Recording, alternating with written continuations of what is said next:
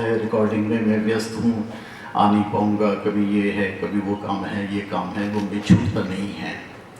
उस वक्त मैंने आपसे एक बात अर्ज़ की थी, एक वाक़या मैंने ख़याम साहब के जहन में लाया था, और ये वाक़या हज़रत नबी मोहम्मद सल्लल्लाहु अलैहि वसल्लम के हयात पाक से ताल्लुक़ रखता है, जिसे सुनने के बाद में ख़याम साहब तुरंत तैयार हो गए। वाक़या इस तरह से है, ये शायद जंग बदर के बाद का है, और हज़रत नबी सल्लल्लाहु अलैहि वसल्लम उस वक्त मदीना मुनव्वरा में क़याम फरमा रहे थे, और रमज़ान के दिन थे, तमाम साहिबे इकराम उनके साथ में थे, और उस वक्त रोज़े की हालत में थे। लिहाजा एक काफ़िर औरत उनके पास में आई और खीर से भरा हुआ एक कटोरा हज़रत नबी सल्लल्लाहु अलैहि वसल्लम के सामने रख करके कहा कि आज मेरे घर में बड़ी अच्छी खीर बनी थी, तो मुझे तुम्हारी याद आ गई कि ये खीर तुम खा लो। नबी सल्लल्लाहु अलैहि वसल्लम ने उसी वक्त वो कटोरा लिया और कटाकट खीर पी गए, जिसे देख करके सब लोग हैरत में पड़ गए। ये क्या बात है? दानिस्ता तौर पे इन्होंने रोज़ा तोड़ दिया। उस औरत के चले जाने के बाद में सहाबा इकराम में से लोगों ने पूछा कि हज़रत ये तो बताइए कि आपने जानबूझ करके ऐसा क्यों किया? आपको तो मालूम है आप रोज़ादार हैं, रोज़े की हालत में हैं, और जानबूझ करके रोज़ा तोड़ देना कितना बड़ा गुनाह है। उस वक्त नबी सल्लल्लाहु अलैहि वसल्लम ने ये फरमाया कि देखिए मैं कर क्या सकता था, मेरे सामने सिर्फ दो ऑप्शन थे, या तो मैं अपना रोज़ा तोड़ देता और या इस औरत का दिल तोड़ देता। चूंकि दिल के तोड़ने का कोई इलाज नहीं है, इसलिए मैंने अपना रोज़ा तोड़ दिया। हम हिंदुओं के अंदर व्रत एक बार तोड़ देते हैं, कुछ खा लेते हैं तो व्रत टूट गया, उसका कोई इलाज नहीं। लेकिन इस्लाम में ऐसा नहीं है।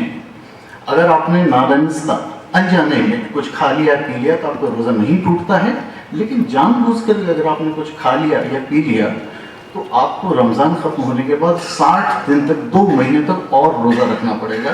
तो हज़रत ने फरमाया कि भी मेरी काउंटिंग कल से शुरू होती है, कल से मैं 60 दिन तक और रोज़ा रखूँगा, लेकिन मैं उस औरत का दिल नहीं तोड़ सकता था। तो ख़याम साहब से मैंने अर्ज़ किया कि जोधपुर के हज़ारों लाखों लोगों का दिल आप कैसे तोड़ सकते हैं? ये कह करके कि बहुत मसरूफियत है, मैं आ नहीं पाऊँगा। लिहाजा आपने फ़ौरन हाँ कर दी, और आज उसी वजह से ख़याम साहब होना चाहिए। ख़याम साहब का तारुफ आप लोगों से कराने का बारे गिरानी मेरे दोष नातवा पे रखा गया है। हालांकि ख़याम साहब की शख्सियत किसी तारुफ की मोहताज तो नहीं है, लेकिन चूंकि प्रोग्राम का हिस्सा है इसलिए मैं अर्ज़ करना चाहूँगा कि आपका पूरा नाम मोहम्मद ज़हूर ख़याम हाशमी है, और आपकी पैदाइश राहों मकाम ज़िला जलंधर सूबा पंजाब में बरोज़े 18 फरवरी 1927 को हुई। आपकी परवरिश अपने ही कस्बे राहों के अंदर आपने वहाँ परवरिश पाई, और जहाँ तक तालीम के हवाले से कुछ कहा जाए तो मैं याद करना चाहूँगा कि ख़याम साहब की तालीम में शुरुआत से ही कोई ख़ास दिलचस्पी नहीं थी। तमाम दिलचस्पी मौसीकी में थी। बचपन से ही आप मौसीकी के अंदर बहुत ज़्यादा दिलचस्पी लिया करते थे, गांव शहर जहाँ भी जाते थे। और उस ज़माने के अंदर आपके राहों के अंदर ही आप देखिएगा कि तमाम तरह के लोग बसते थे, हिंदू थे, मुस्लिम थे, सिख थे। गुरुद्वारे के शबद कीर्तन जो कि क्लासिकल मौसीकी पर मुनहसर हैं, उनके अंदर आपको बहुत दिलचस्पी थी। मंदिरों की आरतियों में आपको बहुत दिलचस्पी थी, और अज़ान जो मौज़िन आपके वालिद मोहर्रम खुद मौज़िन थे, वो जब अज़ान देते थे तो उसके अंदर आपको संगीत सुनाई दिया करता था। तो संगीत के अंदर ख़याम साहब की शुरू से बड़ी गहरी दिलचस्पी रही थी। इसके बाद में आपके बड़े भाई जलंधर के अंदर ट्रांसपोर्ट का कारोबार किया करते थे, वहाँ अक्सर आया जाया करते थे, और वहीं पे आपको फिल्में देखने का शौक़ हुआ। उस ज़माने के मशहूर अदाकार और गुलकार कुंदनलाल सहगल हुआ करते थे। तो ख़याम साहब ने फिल्मों में काम करना और सहगल बनने की दिल में ठान ली। एक बच्चे के दिल में जो ख्याल आता है, लेकिन उन्हें ये पता नहीं था कि फिल्में बनती कहाँ हैं, कैसे बनती हैं। चूँकि जालंधर और उस इलाके के आसपास सबसे बड़ा शहर दिल्ली था, तो आपने दिल में सोच लिया कि शायद दिल्ली में फिल्में बनती होगी। ये सोच करके एक दिन घर से बाहर खड़े हुए और दिल्ली पहुंच गए, जहां आपके चचा जान रहा करते थे। चचा जान आपसे मिलकर बड़े खुश हुए, लेकिन जब ये पता चला कि लड़का घर से भाग के आया है तो थोड़े सख्ती से पेश आए।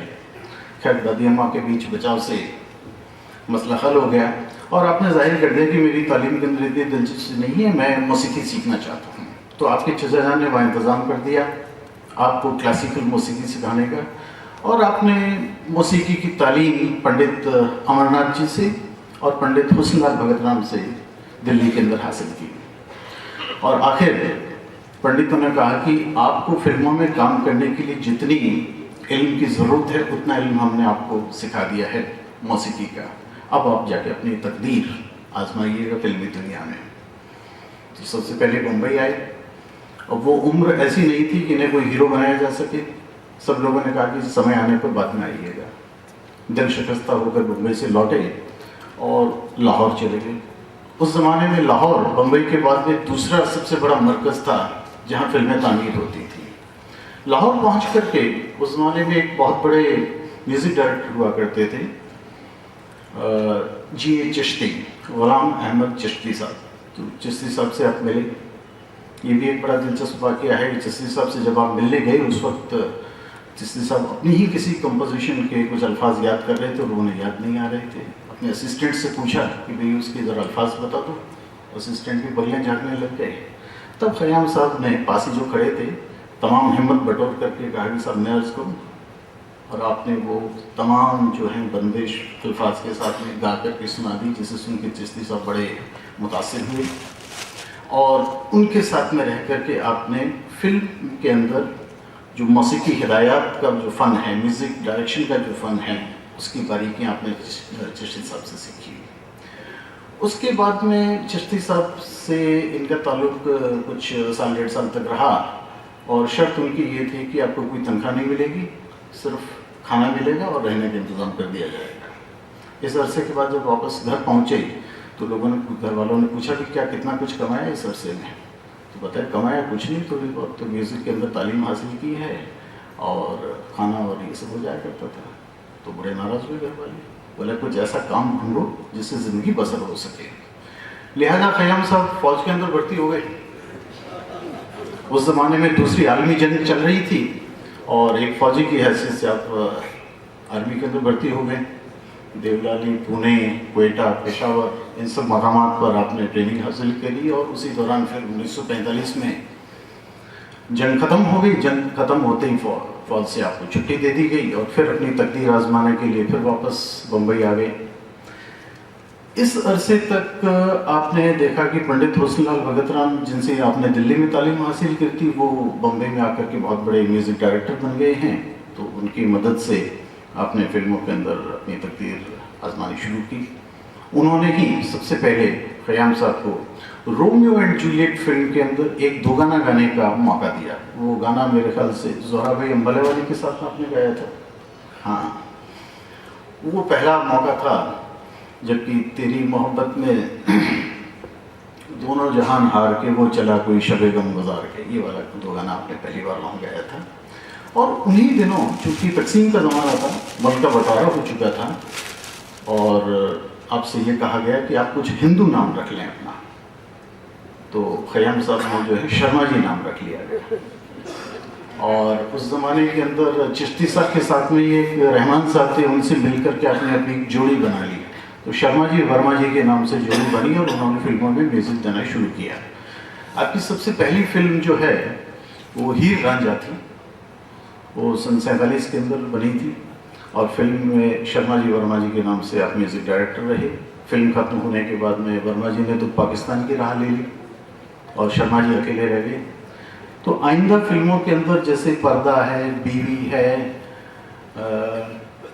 और पुतली, ये 4-5 फिल्में जो उस ज़माने में आपने दी, उनके अंदर आपने अपना नाम शर्मा जी ही रखा। इसके बाद में ख़याम साहब ने सबसे पहली एक बड़ी कामयाबी, जिससे कि आपको एक पायदार मकाम हासिल हुआ फिल्मों के अंदर, वो फिल्म थी 1953 के अंदर फुटपाथ। उस ज़माने के अंदर रंजीत मूवी टोन एक बहुत बड़ी कंपनी हुआ करती थी, सरदार चंदूलाल शाह उनके मालिक हुआ करते थे और जिया सरहदी साहब उनके डायरेक्टर थे। दिलीप कुमार और मीना कुमारी उसके अंदर अदाकार और अदाकारा थी।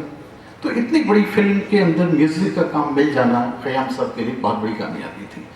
सन 53 के अंदर फुटपाथ फिल्म बनी और उसके बाद में फिर वक्फे से आपने कई फिल्मों के अंदर काम किया, हमें अच्छी अच्छी फिल्में पहुंचाई और आपकी तकरीबन 60 साल फिल्मों के अंदर जो ज़िंदगी रही है उसके अंदर आपने कई फिल्मों के अंदर डायरेक्शन दिया, म्यूज़िक डायरेक्शन।